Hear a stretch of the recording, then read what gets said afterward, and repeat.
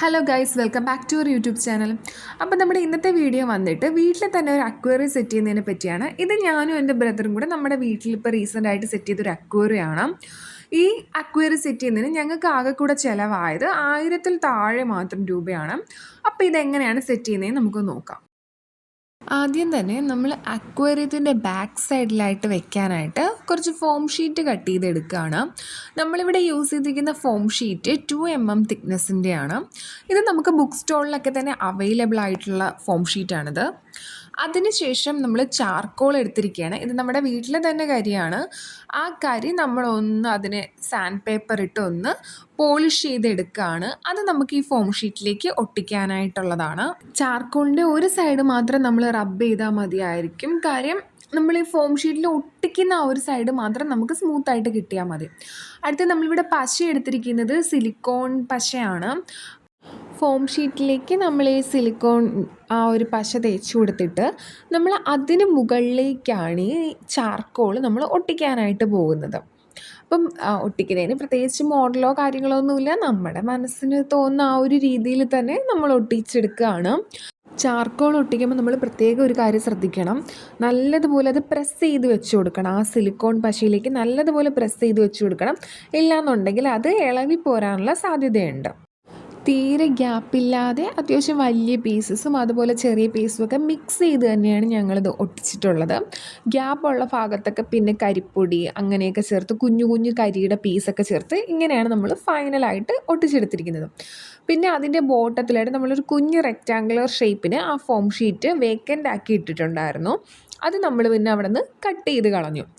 എന്നിട്ട് അതിലേക്ക് നമ്മൾ തോട്ടിൽ പോയപ്പോൾ കളക്ട് ചെയ്ത കുറച്ച് ചെടികളുണ്ടായിരുന്നു. ആ ചെടികളുടെയൊക്കെ വേര് നമ്മൾ ഉണക്കിയിട്ട് അതും നമ്മൾ ഈ ഒരു ചാർക്കോളിൻ്റെ മുകളിലായിട്ട് ഒട്ടിച്ചു.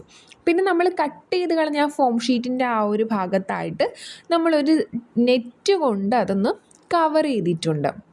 അപ്പോൾ ഇതാണ് നമ്മുടെ ചാർക്കോൾ സെറ്റ് ചെയ്ത് നമ്മുടെ ഫോം ഷീറ്റ്, ചാർക്കോളും പിന്നെ മരത്തിൻ്റെ കുറച്ച് വേരുകൾ നമ്മൾ ഒട്ടിച്ചത് ഫ്ലെക്സ് ക്വിക്ക് യൂസ് ചെയ്തിട്ടാണ്. സിലിക്കോൺ പശ തേച്ചിട്ട് അത് അങ്ങോട്ട് ഒട്ടുന്നില്ലായിരുന്നു. അതുകൊണ്ട് നമ്മൾ ഫ്ലെക്സ് ക്വിക്കും കുറച്ച് കോട്ടൻ്റെ ഒരു കുഞ്ഞു പീസ് തുണി ഇതിനിടയിൽ വെച്ചിട്ടാണ് ഈ വേരുകൾ അതിലേക്ക് ഒട്ടിച്ചിട്ടുള്ളത്. അതാകുമ്പോൾ നല്ലതുപോലെ ടൈറ്റായിട്ട് ഇരിക്കുന്നുണ്ടായിരുന്നു. ഇത് നമ്മൾ ആ സെറ്റ് ചെയ്ത ഫോം ഷീറ്റിനെ നമ്മുടെ അക്വേറിയത്തിനകത്തേക്ക് പ്ലേസ് ചെയ്തിരിക്കുന്നതാണ്. അക്വേറിയത്തിൻ്റെ മെഷർമെൻറ്റ്സ് വന്നിട്ട് ലെങ്ത്ത് 1.5 അടിയും ബ്രെഡ്ത്തും ഹൈറ്റും 1 അടി വീതമാണ്. നമ്മൾ ബാക്കിൽ നിന്ന് കുറച്ച് പോർഷൻ വിട്ടിട്ടാണ് നമ്മൾ ഈ ഒരു ഫോം ഷീറ്റ് സെറ്റ് ചെയ്തിരിക്കുന്നത്. ആ സ്പേസിലാണ് നമ്മുടെ ഇൻറ്റേർണൽ സബ് ഫിൽറ്റർ നമ്മൾ സെറ്റ് ചെയ്യാൻ പോകുന്നത്. ആ ബാക്കിലെ സ്പേസിനെ നമ്മൾ 3 പാർട്ടീഷനാക്കി സ്പ്ലിറ്റ് ചെയ്തിട്ടുണ്ട്. 2 അറ്റത്തായിട്ട് ഒരു കുഞ്ഞു പോർഷനും മിഡിലിൽ കുറച്ച് വൈഡ് ആയിട്ടുള്ളൊരു പോർഷനും. അപ്പോൾ ഇവിടെയാണ് നമ്മൾ ഫിൽറ്റർ നമ്മൾ പ്ലേസ് ചെയ്യാൻ പോകുന്നത്. പിന്നെ ഈ ഒരു ഫോം ഷീറ്റ് വെച്ചിട്ട് തന്നെയാണ് ഇത് പാർട്ടീഷൻ ചെയ്തിരിക്കുന്നത്. ഈ എടുത്തിരിക്കുന്നത് ഒരു ബോക്സ് പോലത്തെ ഒരു സെറ്റപ്പാണ്. അതും ഫോം ഷീറ്റിലാണ് ചെയ്തിരിക്കുന്നത്. അതിനടിയിൽ നമ്മളൊരു സീവ് പോലെ ഒന്ന് സെറ്റ് ചെയ്തിട്ടുണ്ട്. പിന്നെ അതിന് സൈഡിലൊക്കെ തന്നെ നെറ്റും വെച്ചിട്ട് കവർ ചെയ്തിട്ടുണ്ട്.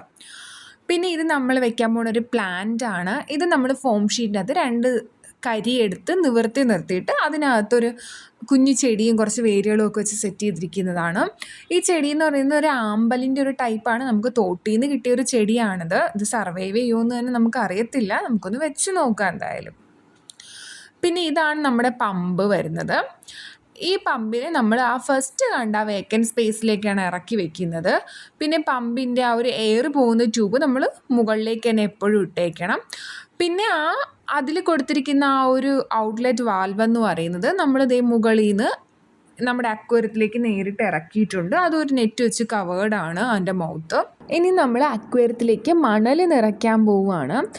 ഈ മണൽ വന്നിട്ട് നമ്മൾ തോട്ടിൽ പോയപ്പോൾ കളക്ട് ചെയ്ത മണലാണ്. ഈ മണൽ എടുക്കുന്ന വീഡിയോയ്ക്ക് നമ്മൾ ചാനൽ ഓൾറെഡി നമ്മൾ അപ്ലോഡ് ചെയ്തിട്ടുണ്ട്. അതിൻ്റെ ലിങ്ക് ഞാൻ ഇവിടെ കൊടുത്തേക്കാം. അപ്പോൾ ആ മണൽ നമ്മൾ നല്ലതുപോലെ ഇതിൻ്റെ ബോട്ടത്തിൽ നല്ലതുപോലെ ഇട്ട് സെറ്റ് ചെയ്യുവാണ്. നല്ലതുപോലെ കഴുകിയിട്ടാണ് നമ്മൾ ഈ മണൽ അക്വേറിയത്തിനകത്തേക്ക് യൂസ് ചെയ്യുന്നത്. അപ്പോൾ നല്ലതുപോലെ ഇട്ട് സെറ്റ് ചെയ്ത് ആ ഒരു ബോട്ടം സൈഡ് ഫുള്ള് കവർ ചെയ്തെടുക്കുന്നുണ്ട്. ഇനി ഈ മണലിലാണ് നമ്മൾ നമ്മുടെ പ്ലാന്റ്സ് ഒക്കെ തന്നെ വെക്കാനായിട്ട് പോകുന്നത്.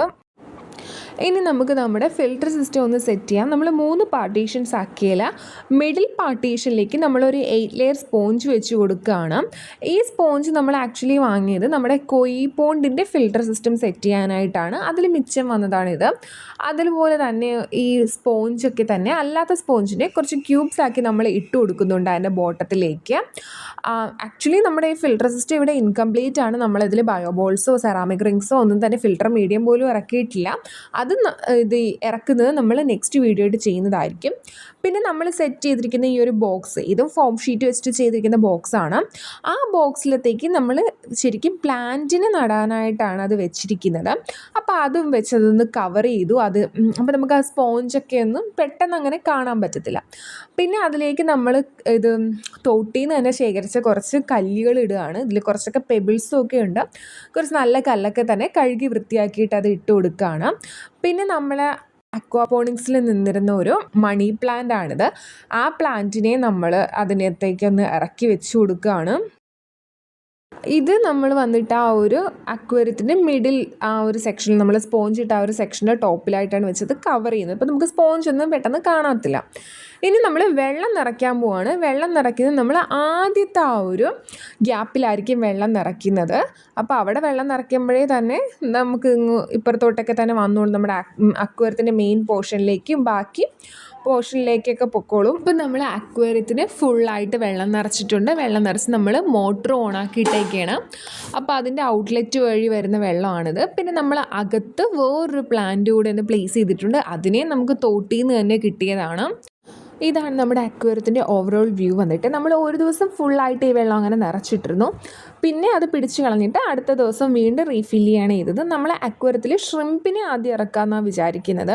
നമ്മൾ തോട്ടിൽ നിന്ന് തന്നെ പിടിച്ച ഷ്രിമ്പാണ്. ഷ്രിമ്പിനെയൊക്കെ നമ്മൾ ഇറക്കി അതൊക്കെ അത്യാവശ്യം ആ ചാർക്കോളിനിടയിലും പിന്നെ ചെടികളുടെ ഇടയിലൊക്കെ ആയിട്ട് പോയിരിക്കുന്നുണ്ടായിരുന്നു.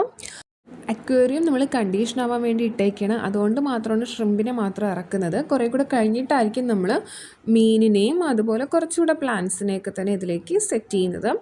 അപ്പം ഇതുവരെ സെറ്റ് ചെയ്യാനായിട്ട് നമുക്ക് ചിലവായിട്ടുള്ളത് ഏകദേശം 990 രൂപ, 1000 താഴെ മാത്രമാണ് ആയിട്ടുള്ളത്. ഈ അക്വേറിയം നമ്മൾ ഒരു 2 വർഷം മുന്നേ വാങ്ങിച്ച് വെച്ചതായിരുന്നു. പക്ഷെ അന്ന് അതൊന്നും സെറ്റ് ചെയ്യാനൊന്നും പറ്റിയില്ല. അത് ഗ്ലാസ് വളരെ തിന്നായിട്ടുള്ള ഗ്ലാസ്സാണ്, വലിയ ക്വാളിറ്റി ഒന്നും ഇല്ലാത്തതായിരുന്നു. അപ്പോൾ അതിന് നമുക്കത് 350 റുപ്പീസായിരുന്നു ആയിരുന്നത്.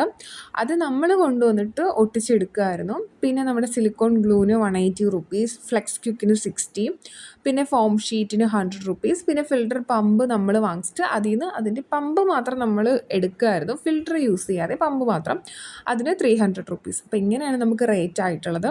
അപ്പം വളരെ ബഡ്ജറ്റ് ഫ്രണ്ട്ലി ആയിട്ടാണ് നമ്മൾ ചെയ്തിരിക്കുന്നത്. ഇതിലെടുത്തിരിക്കുന്ന ബാക്കി എല്ലാ സാധനങ്ങളും നമ്മുടെ വീട്ടിൽ നിന്നും പിന്നെ നമ്മൾ അവിടുത്തെ താഴത്തെ തോട്ടിൽ നിന്നും ഒക്കെ ആയിട്ട് കളക്ട് ചെയ്താണ്. മണലായാലും കരിയൊക്കെ നമ്മുടെ വീട്ടിൽ തന്നെ ഉള്ളതാണ്. അപ്പം ഇതിൻ്റെ പശയുടെയൊക്കെ ആ ഒരു സ്മെല്ലും കാര്യങ്ങളൊക്കെ ഒന്ന് പോയി വെള്ളം കണ്ടീഷൻ ആവാൻ വേണ്ടിയിട്ടാണ് നമ്മളിതിങ്ങനെ ഇട്ടിരിക്കുന്നത്. അപ്പം നമ്മളിതിൽ ഇനി മീനെ ഇറക്കുന്നതും ബാക്കി ചെടികളും ഒക്കെ ചെയ്യുന്നത് ഏകദേശം ഒരു 3 ആഴ്ചയെങ്കിലും കഴിഞ്ഞിട്ടായിരിക്കും നമ്മളത് വെക്കുന്നത്. അപ്പം അന്നേരം നമ്മളിതിൻ്റെ പാർട്ട് 2 വീഡിയോ ചെയ്യുന്നതായിരിക്കും. അപ്പോൾ ഇത്രയേ ഉള്ളൂ നമ്മുടെ ഇന്നത്തെ വീഡിയോ. ഇത് എല്ലാവർക്കും ഇഷ്ടപ്പെട്ടു എന്ന് വിചാരിക്കുന്നു. അപ്പോൾ ഇതിൻ്റെ അപ്ഡേറ്റ്സ് നമ്മൾ ഉടനെ തന്നെ അപ്ലോഡ് ചെയ്യുന്നതായിരിക്കും. അപ്പോൾ ഇതുപോലുള്ള കൂടുതൽ വീഡിയോസിനായിട്ട് നമ്മുടെ ചാനൽ ഇപ്പോൾ തന്നെ സബ്സ്ക്രൈബ് ചെയ്തേക്കും. Thank you for watching.